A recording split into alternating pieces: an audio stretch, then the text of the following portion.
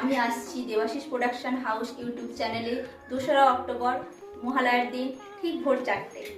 আমি আসছি দেবী অন্নপূর্ণা রূপে অনন্ত মঙ্গলের কাহিনী একটি অংশে। সবাই চোখ রাখবেন, দেখতে ভুলবেন না। নমস্কার।